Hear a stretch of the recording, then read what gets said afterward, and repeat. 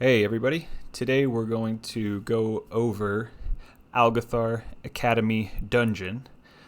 We're going to look at every single mob and all the bosses and go through exactly what they do so you can feel comfortable going into this dungeon before the game even comes out. So I'm going to be doing this on my Protection Paladin, so from a tank point of view. So we're just going to get started. Start the dungeon. Here's the buff I'm running, or the build I'm running. Let's grab our buff.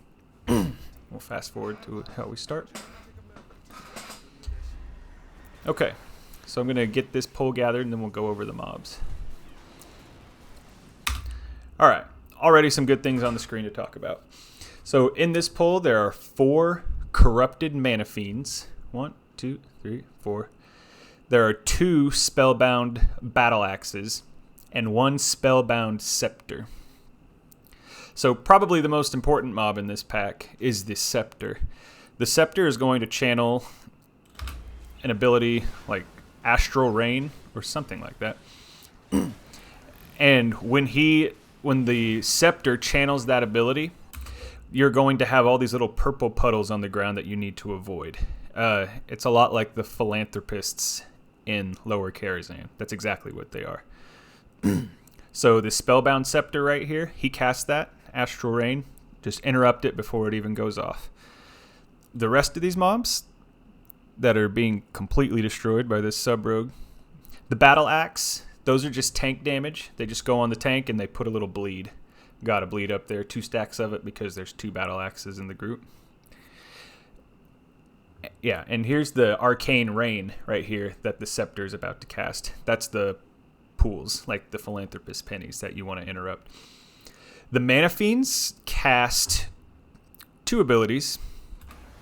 One of them is Mana Void, and once that goes off, you'll see players covered in this blue circle right here. That's the Mana Void. And it will blow up after a certain amount of time, like 4 or 5 seconds. So you just want to make sure when you get that, you're not near anybody. It's unavoidable damage, but don't be near anybody else. You could also interrupt it, but there's 4 in the pack, so just stretch that you're going to get all of them. The other one is Surge. That's an interruptible cast, but it's tank damage. It just slams the tank.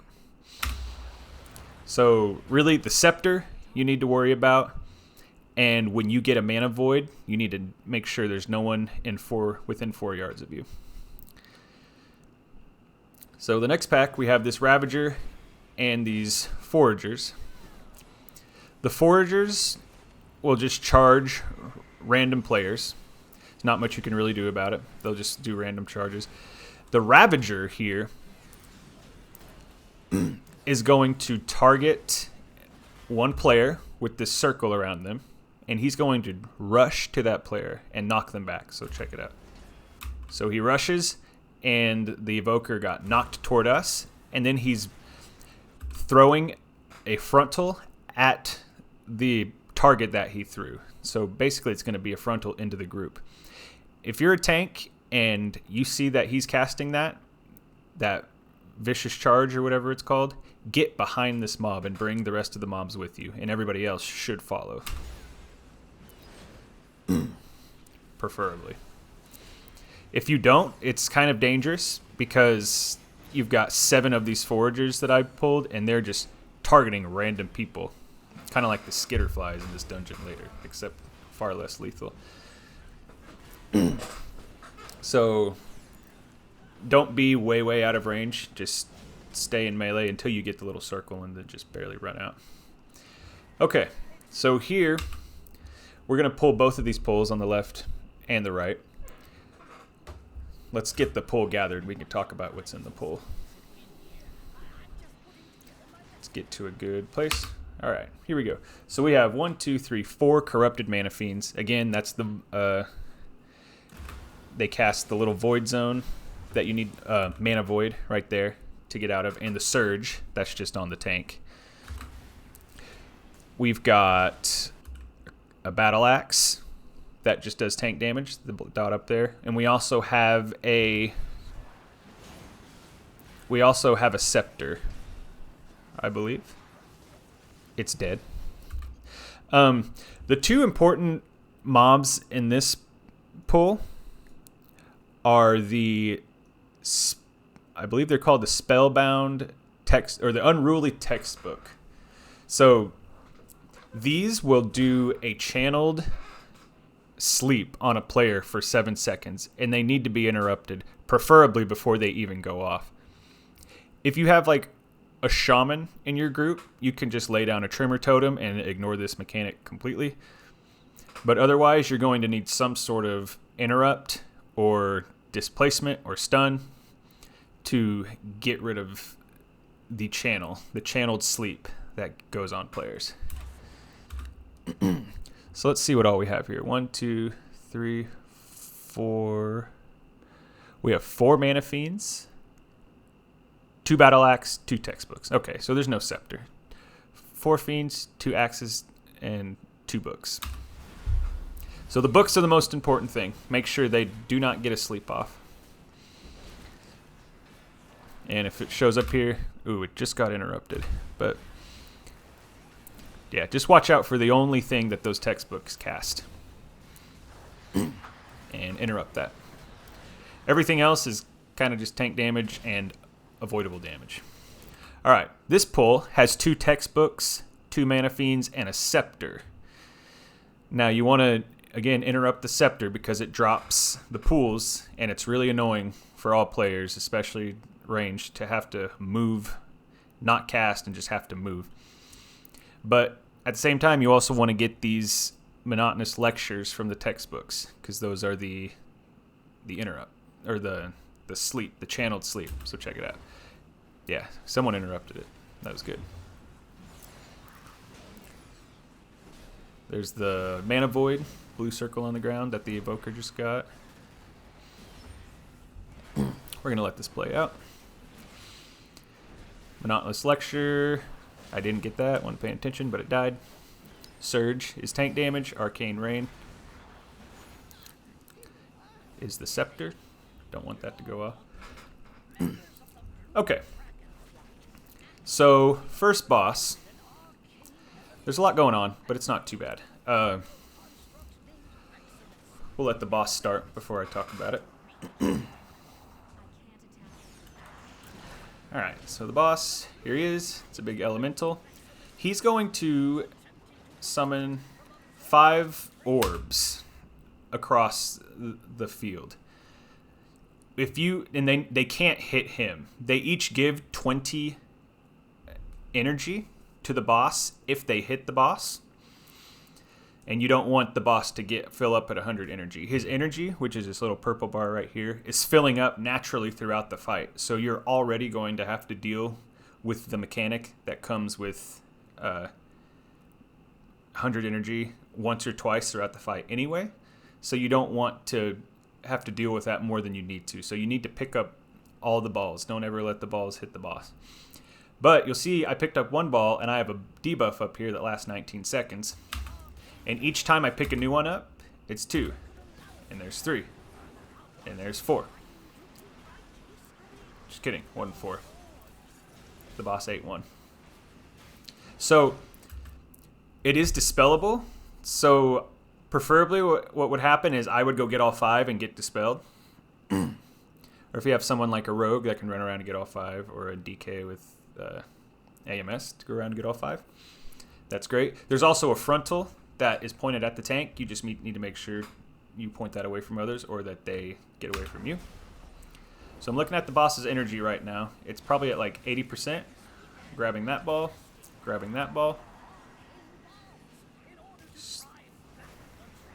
That ball hits the boss. So he does his frontal. And now he's going to do this Arcane Fissure, which is what happens when he hit 100 energy. And what happens there is he's going to do a big cast. He's going to throw everybody away, and he's going to just start dropping bombs all over the stadium. And he's going to drop 2 of these pools right here, and those stay there for the entire fight. So he's going to do that anyway because he's naturally building energy, but you want that to happen as little as possible. So you want to make and that you do that by not letting the balls hit the boss. So we're going to pick up the balls, pick up the balls, pick up the balls. He's about to do it again. He's at 100 energy. Here comes the frontal. After this, he's going to do his big Fissure. Arcane Fissure. So he pushes everyone away and is doing big bombs all over the stage. You just want to avoid those. And by the way, the debuff that comes from picking up the balls just makes it to where the next one you pick up does more damage. So it's really not that big of a deal. Did it on a 15 and I was able to pick up 5 with a cooldown with like Guardian of Ancient Kings. Okay, nothing new in this pack. Mana Fiends, Battle Axes. We do have a Scepter that we want to make sure does not cast. And it did cast. I didn't even see it go off. Weird. So the Scepter does those little purple swirlies. And we have the frontal. We're going to get behind. And while we're dealing with that, we're going to get the rest of these. We have Foragers. Those are just the Leapers. Battle Axe is tank. And the Mana Fiends do the Surge on the tank. And the blue circle that was on the Evoker. I actually pointed at my screen as if you could see where I'm pointing. So we deal with that pack handily. Let's move on. We go up here. We've got the Guardian Sentry. This guy will do a Storm Slash. That's a frontal on the tank. Deadly Winds will spawn a little wind tornado that will stun you for 3 seconds if you're hit by it. And this Expel Intruders will knock back players. So you can either LOS it, or you can position yourself with your back next to a pillar so that you don't get knocked off the platform. Storm Slash. That's Tank Buster. Deadly Winds. He's going to spawn. All those must be spawning over here on the Evoker. I'm not even looking. I'm just keeping my back to the wall. So Expel Intruder. Boom. Alright. So we'll move on to the next. There's 3 pulls that happen before this boss. They don't do anything. These birds do nothing. They just do pecks on the tank. Actually, they might be a random target, because I saw the rogue take a lot of damage right there. Same thing here. The Alpha Eagle, or the Alpha Birds, they will do a cast called Call the Flock, and that just increases the attack speed of all the birds out by 50%, so just don't let that go off. But it doesn't seem like it's that big of a deal. And then the next pack is the same thing, except it has 2 Alpha Eagles. So you just want to make sure you get those Call the Flock casts. They don't work on each other, just the little birds. They also do a Gust. It's a knockback. You just want to get behind the gusts when they happen. Not even behind, just sidestep like that. And sidestep. Good job, team. So we will move on to the boss. You have to throw the balls through the goal to start the fight. So the mechanic of this fight is there are 2 goals, and you throw the balls, 3 balls into a goal, and you get an effect. I think the wind one is broken because there's a red one and a blue one for the wind. For the wind one, you throw 3 balls in there, and you're supposed to get a haste buff that's like on the ground that you can pick up. So there's a positive and a negative to each goal set. The wind one is you're supposed to get haste, and the con is you're just constantly being pushed back. But if you get the moat, I guess it's on the ground. I've never seen it. I've done this fight quite a few times. I've done it solo on normal just to see if I could find the moat, and I couldn't find it. So I don't think the wind one is working as intended. I assume there's supposed to be something on the ground that you pick up that gives you a huge haste buff and makes it so you're not being pushed back by the wind. There may just be like one of those or something. I'm not sure. I'm not sure how it works. I have been unable to figure out how the wind scoring goals and the wind goal works. Now the goal of Searing Blaze, it does work. What happens is during the fight, when the goals pop up, you score 3 goals into the goal of Searing Blaze, and the arena will be covered in fire periodically, of just falling fire that you have to avoid. But the boss will be stunned for 12 seconds, and you will need to do a lot of damage to it during that time because it takes 75% additional damage. So, as of right now, I've just been throwing all the balls into the red goal just to get the damage buff and the stun on the boss, which is very nice. So avoid those swirlies. We won't watch this whole fight, but I'll show you the main mechanics of the fight. He comes down. So Savage Peck is a tank buster / dot on the tank. So you just want to have some healing ready for yourself. Deafening Screech is an interrupt. If you're in the Deafening Screech and you cast, it's an interrupt, just like Quaking. It's basically Quaking, but it will still do damage even if you do cast. So it does damage to you and silences you for 5 seconds, I think, if you are casting when it explodes. And also don't be near other players with it. And then the Overpowering Gust is a frontal that will knock you back. If you get knocked off, you come right back. But it's just a lot of time lost. A lot of uptime on your DPS. So here is the goals, which I assume happen percentage base. Not exactly sure. So we're about to score a goal into the Searing Blaze goal. He got knocked off, but he scored the goal. So right here, right when the goal scored, we get 12 seconds of this boss being stunned, and you do a load of extra damage. So that's probably a good place to Bloodlust once you hit that, because you can do a huge chunk of the boss's damage with that buff.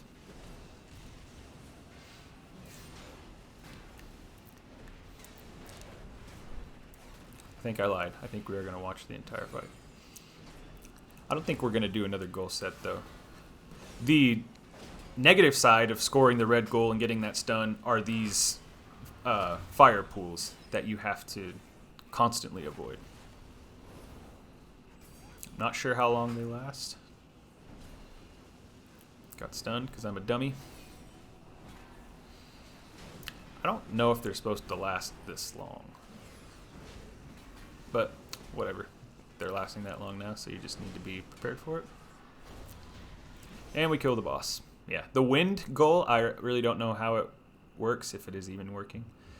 So we're going to skip ahead past this walk here. Now, these packs aren't dangerous except for the skitterflies, so I'm going to pull 2 of these. Or 1.5, I guess. The Vile Lashers will do a seed bomb that you need to sidestep out of. Detonation seed. Just need to make sure you watch when he casts that. Alright. So these right here, these suck. These skitterflies. Watch the party damage right here. See what happens. Maybe. I kind of did a good job of... Yeah, that was 1. And this rogue, he just hit 2 of them. And I was like throwing Word of Glories into him. So these skitterflies, they're going to randomly charge a player, and they do really big damage. They will also cast a very quick ability called Agitation that increases their damage done by 25% per stack. I assume they can be soothed, but I wasn't really looking. So they're going to just charge random players. So what I do is like 5 seconds into that pull, I'll bop somebody and I'll sack somebody else, and I'll just be ready to pump out Word of Glories on the party, because this wipes groups a lot.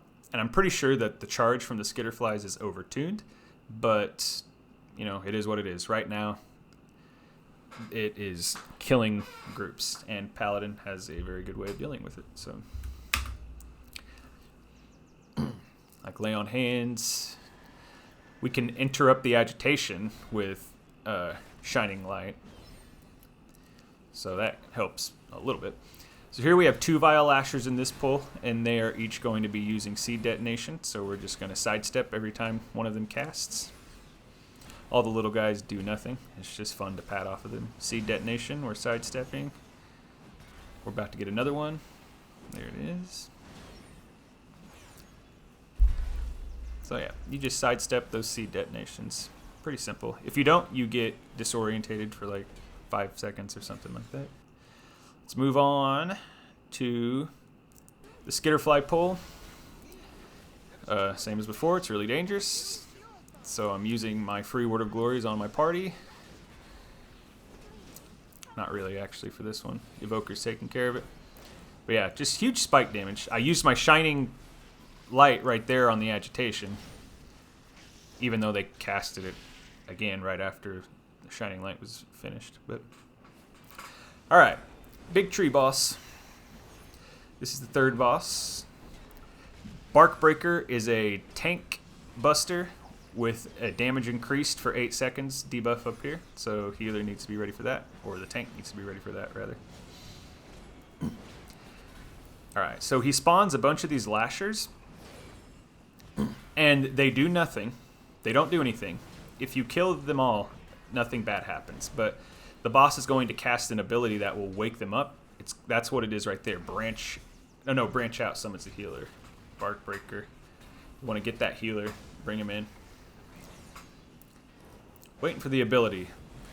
Germinate. He's still not casting it.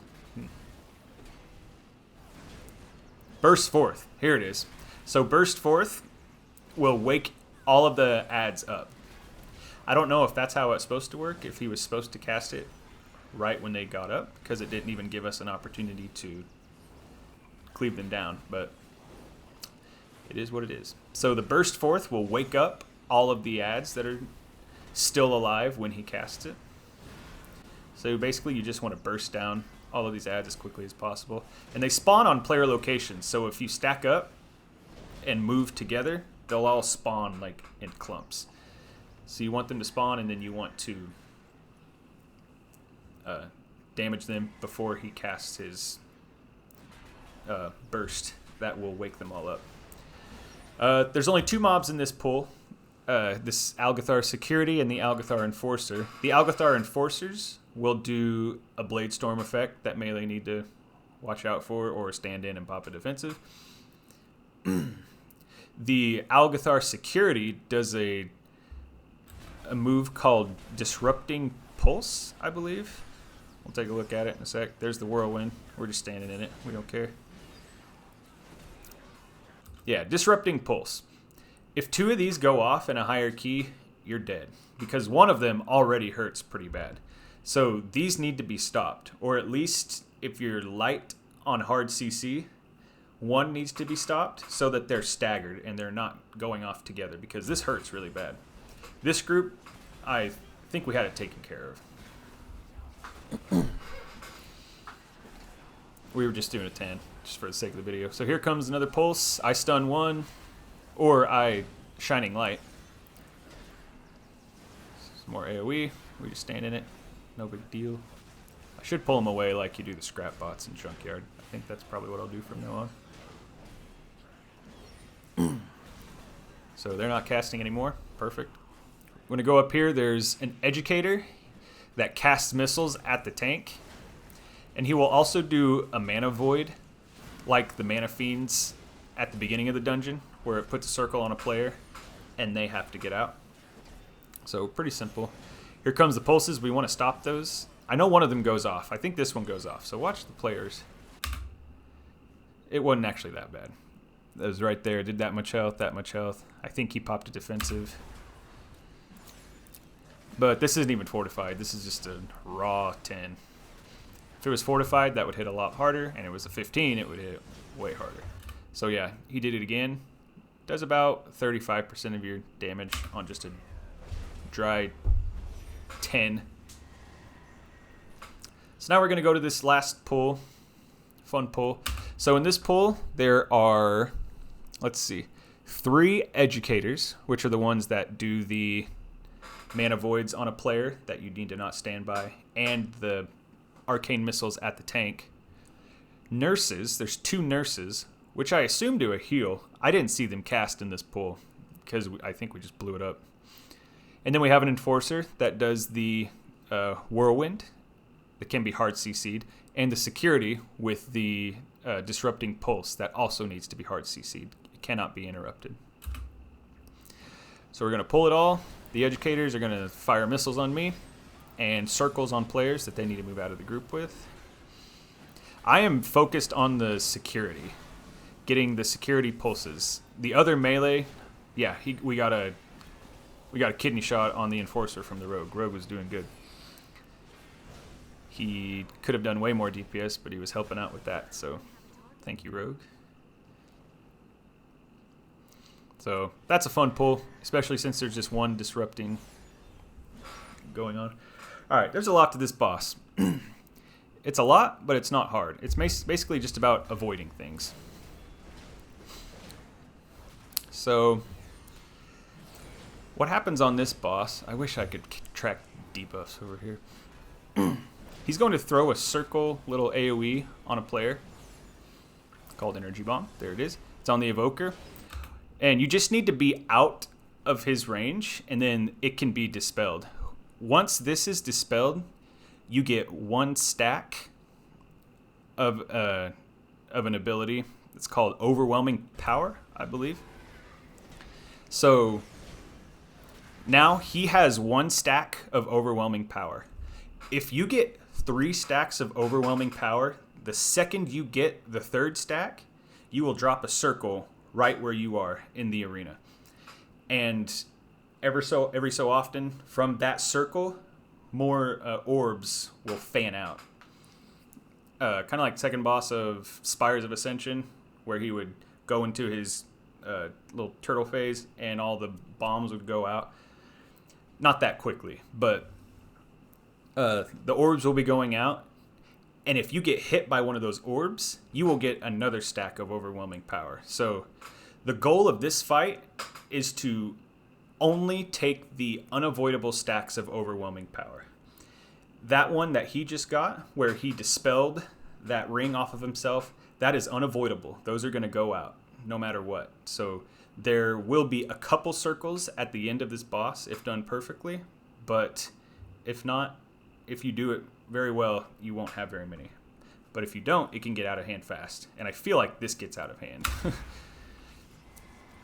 This right here, Power Vacuum, if you are inside when that hits, you will get a stack of Overwhelming Power. And again, we don't want stacks, because at 3, you drop a permanent puddle that shoots out orbs. So we don't want that.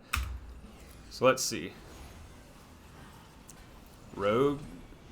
Okay, so the Death Knight spawned one immediately because I believe he was in the vacuum, maybe? Let's see. Yeah, he was in the vacuum. He got hit because he got knocked back. So we got one there, and then he got hit by the frontal. So he had 3 stacks. Right when that frontal hit him, the frontal also gives a stack, obviously. It drops a puddle. And those puddles right there are going to spawn orbs that are going to keep going out and give even more stacks of Overwhelming Power.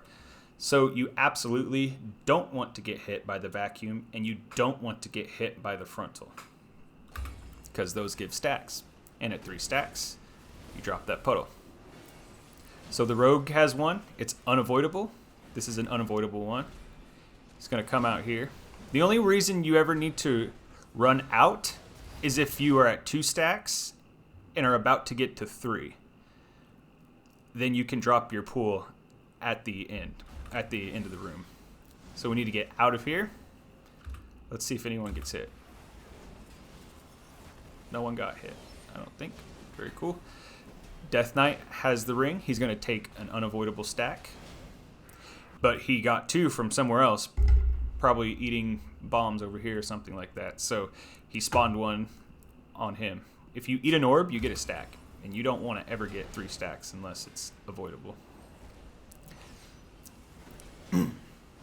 So we're just eating orbs. We need to move out of this. I'm eating orbs. He had 3 stacks. He's eating bombs. So if you are at this point, I was just like, I don't care about the stacks. I'm gonna live. I'm gonna stay alive. But the goal is to only take the stacks of overwhelming power that come from energy bomb. Don't get hit by the breath. Don't get hit by the vacuum. And if you're about to get energy bomb dispelled and you have 2 stacks and it's going to become 3, take that out to the room, to the side of the room. Yeah, I just bubble. We're just going for it. So it's simple if everybody does it and if everyone does it right. So the little ring around the player, that's the only, in a perfect world, that's the only stack of overwhelming power you should be taking. The frontal and the vacuum, you do not want to get stacks from those. Don't get hit by them because it just makes everything get way out of control. Well, that's basically it. Basically. This was a really long video, but I hope that helped. Very much over-explain the dungeon, and I will see you guys next time. Bye.